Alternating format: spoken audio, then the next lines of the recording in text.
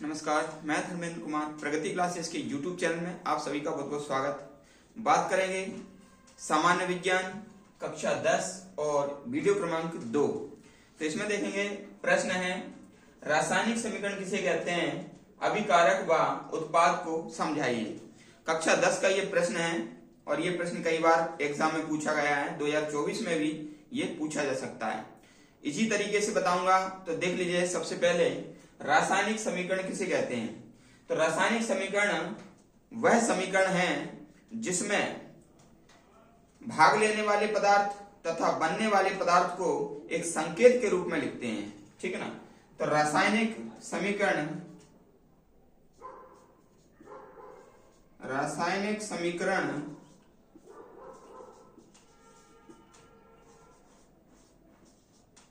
में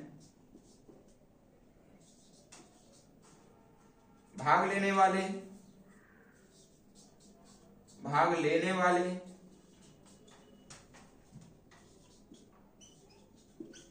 एवं बनने वाले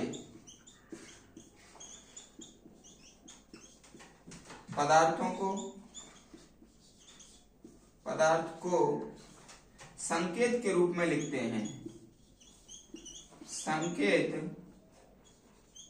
के रूप में लिखते हैं।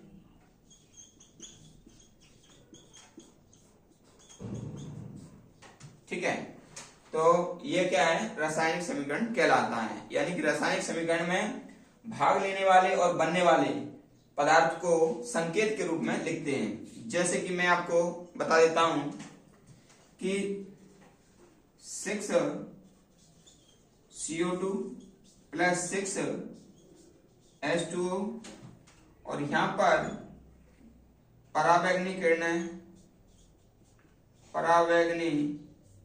किरणें, यहां पर क्लोरोफिल, ठीक है, हरे पेड़ पौधे। तो ये बन जाएगा C6H12O6 प्लस 6O2, ठीक है ना। ये क्रिया है, ठीक है ना, ये रासायनिक क्रिया है। अब इस रासायनिक क्रिया में उदाहरण के द्वारा हम ये समझेंगे कि भाई ये जो कार्बन डाइऑक्साइड है और ये H2O है, ठीक है। तो कार्बन डाइऑक्साइड और H2O ये अभिकारक कहेंगे। इनको क्या कहेंगे, ये दोनों अभिकारक हैं। ये दोनों क्या हैं, अभिकारक, क्योंकि ये भाग लेने वाले हैं। ये कौन से हैं, भाग लेने वाले,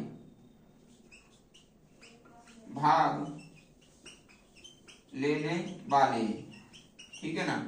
और ये किस साइड होते हैं, बाएं तरफ होते हैं, बाएं तरफ, ठीक है। और ये क्या है, बनने वाले, यानी कि इसको क्या कहेंगे, उत्पाद।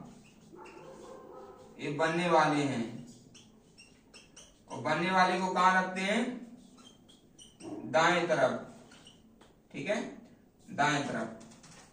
और ये क्या है, उत्प्रेरक। ये क्या है, उत्प्रेरक, ठीक है। तो हमेशा ध्यान रखना, रासायनिक समीकरण उसे कहते हैं जिसमें बनने वाले पदार्थ ये और भाग लेने वाले पदार्थ ये। तो इसमें भाग लेने वाले पदार्थ और बनने वाले पदार्थ दोनों क्या होते हैं, संकेत के रूप में लिखे जाते हैं। संकेत यानी कि जैसे इसको कहते हैं कार्बन डाइऑक्साइड, तो इसको अपन ने कार्बन डाइऑक्साइड ने लिखते हुए क्या लिखा है, CO2 लिखा है। इसमें H2O है ना, इसको जल कहते हैं, लेकिन जल ना लिखते हुए हमने क्या लिखा, H2O। तो इस संकेत रूप में लिखते हैं, ठीक है। और बनने वाला पदार्थ इसको कहते हैं ग्लूकोज या जटिल कार्बोहाइड्रेट, लेकिन ये भी हमने क्या है, संकेत लिखा है। तो भाई सीधी सी बात है, अगर कभी कक्षा 10 में इस प्रकार का क्वेश्चन आता है कि रासायनिक समीकरण किसे कहते हैं, या अभिकारक किसे कहते हैं, या उत्पाद किसे कहते हैं, तो आप ये 3 प्रश्न के आंसर दे सकते हो कि रासायनिक समीकरण उसे कहते हैं जिसमें भाग लेने वाले पदार्थ और बनने वाले पदार्थ, यानी कि अभिकारक और उत्पादक दोनों संकेत के रूप में लिखे जाते हैं, तो उसे हम रासायनिक समीकरण कहते हैं। और बनने वाले पदार्थ को बाएं तरफ लिखते हैं और बनने वाले पदार्थ को दाएं तरफ लिखते हैं और भाग लेने वाले पदार्थ को बाएं तरफ लिखते हैं। ठीक है, ये बात ध्यान रखना। तो आपकी क्या है, ये डेफिनेशन थोड़ा बड़ी हो जाएगी। अगर 2-3 नंबर में आता है तो आप इस तरह से लिख सकते हैं। 4 नंबर में आए तो आप ये समीकरण भी लिख देना, है ना। ये उसका प्रकाश संश्लेषण का समीकरण है ये, ठीक है ना। तो अब ये अभिकारक किसे कहते हैं? तो अभिकारक क्या होता है, रासायनिक क्रिया में जो भाग लेने वाले पदार्थ होते हैं उन्हें अभिकारक कहते हैं। क्या है इसकी डेफिनेशन? अभिकारक की क्या हो जाएगी? अभिकारक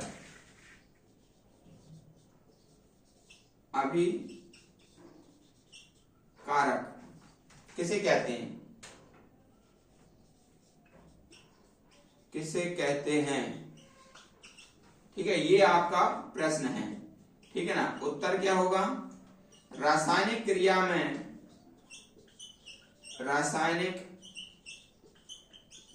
में भाग लेने वाले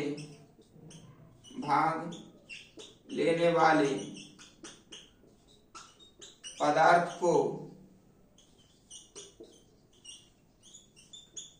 अभिकारक कहते हैं।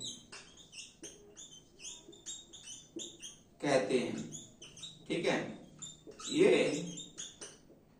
बाएं तरफ लिखे जाते हैं,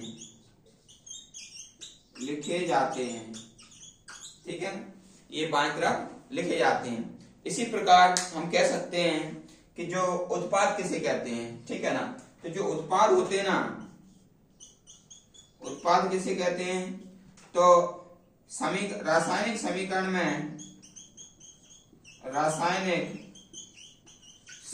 में बनने